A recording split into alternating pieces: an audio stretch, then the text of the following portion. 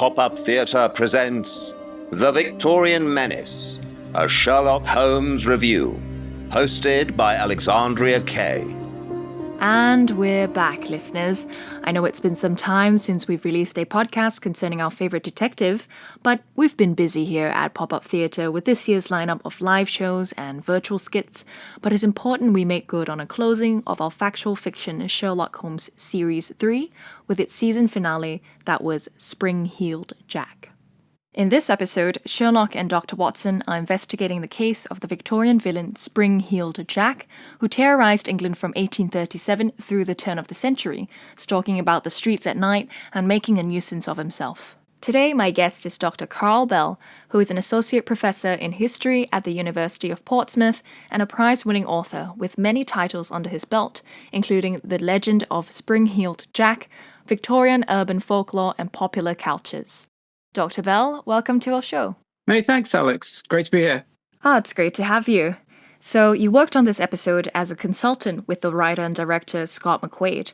What did you think about the concept of Sherlock Holmes taking on this case of Spring-Heeled Jack? One thing that really did strike me, why hasn't anyone done this before? You know, you've got like Victorian Britain's kind of most elusive criminal with a foot in sort of both reality and legend. And then you've got the best fictional detective of the age as well. That's a great combination, wasn't it?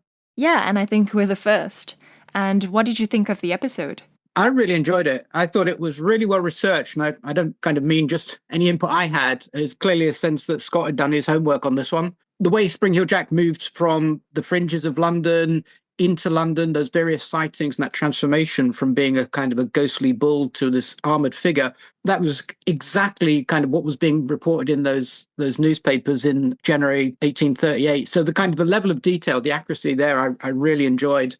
The way the whole Sherlock Holmes mythos was also sort of woven into Spring-Heeled Jack stuff as well. You know, that kind of references to the usual cast of characters from Sherlock Holmes. So it wasn't just purely a vehicle for talking about Spring-Heeled Jack. You're actually combining two very rich histories there. And any standout moments? I like the scene where he chases after Spring-Heeled Jack after the Lucy Scales attack, because it was really interesting. It was kind of set up in the way that this did happen in terms of the facts. And then the kind of idea of pursuing a character who was running along the rooftops kind of very much alluded to the legendary stuff, because in the actual account, he's kind of on the ground. He basically just walks off after blowing this ball of flame into her face. And so there's not much sort of drama in that. But that kind of pursuit of this character, who even Holmes kind of thinks about as possibly inhuman, you know, so that's not particularly rational or logical, but he kind of is pushed to that possibility and nicely captured both the sort of the factual accounts that were going on at the time in 1838 and then the later evolution of the legend too. Right. So the ending in the Sherlock Holmes Spring-Heeled Jack episode is something I know you and Scott spoke about. And without giving away any spoilers, it seems like a practical conclusion. But do you think the theory holds any real weight?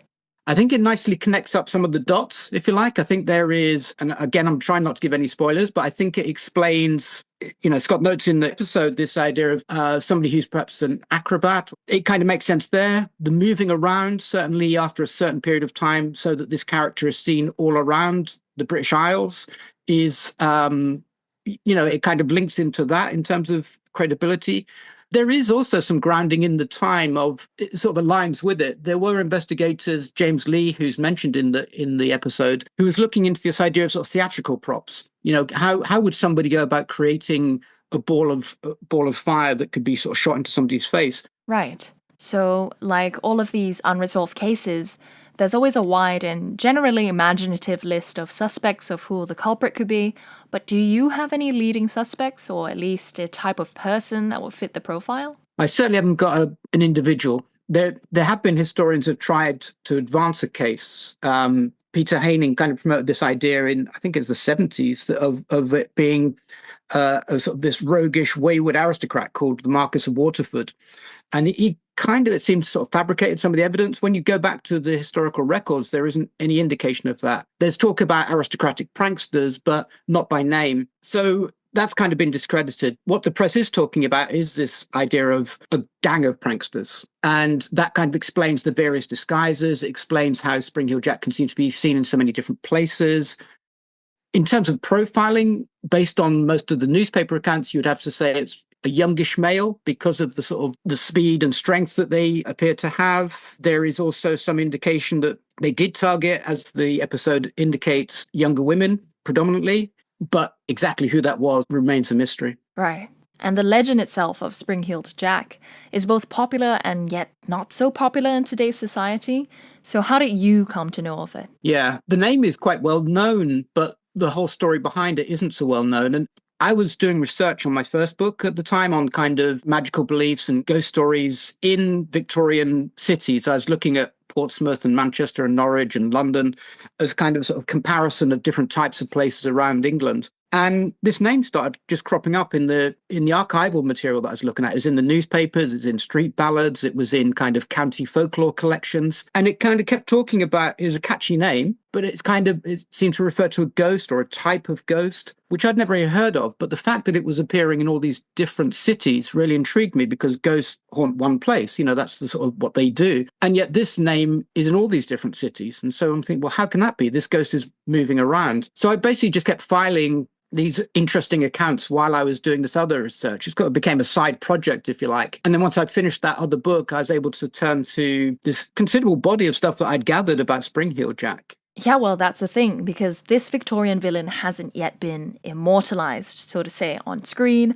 or in a popular book series yet, so he can be easily overlooked, I think. There's stuff sort of on the internet of kind of more recent artists are kind of fascinated by trying to capture this image of Spring-Heeled Jack. But yeah, we're still waiting to see the TV or the film, the Netflix series in which Spring-Heeled Jack appears, because they could do something really good with that. Well, I guess we'll be all looking out for that now. So, most of your books tend to delve into the supernatural of Old England, with your titles like The Magical Imagination, Magic and Modernity in Urban England, 1780 to 1914, and Supernatural Cities, Enchantment, Anxiety, and Spectrality. What draws you to this subject matter? I think it's sort of the basic thing, who doesn't like a good ghost story or a sort of creepy account of witchcraft in the past? There's a real appeal to that to everyone. I was of that generation in the 80s where I grew up sort of playing lots of Dungeons and Dragons and all that type of thing. So I was very much informed by those type of things. And those kind of interests have just then gone on into, I guess, some of my scholarly work, really. I've been able to actually get away with doing research on all this stuff that I've always liked as a kid and as a teenager. And are you currently working on any books? Yeah, I've got a new book coming out this year. It's called The Perilous Deep. It's a supernatural history of the Atlantic Ocean. Taking a lot of the things that I'm interested in, same sort of time period, late 18th century through the 19th into the early 20th century, looking at magical beliefs from how sailors use them to explore that whole kind of really rich maritime imagination of sea monsters, the Kraken, sea serpents, ghost ships. I even get to touch on the sort of the Bermuda Triangle and stuff like that. Yeah, that should be out with Reaction Books in the summer, I hope. Aha, that's great. All the best with that. Well, Dr. Bell, it's been a pleasure having you on the podcast. You're welcome. Thanks. It's always a pleasure to talk about Spring-Heeled Jack and my research, so thanks for the opportunity. And for anyone here who wants to learn more about Spring-Heeled Jack, you can purchase Dr. Bell's book, The Legend of Spring-Heeled Jack, Victorian Urban Folklore and Popular Cultures on Amazon. That's it from me now. Until next time.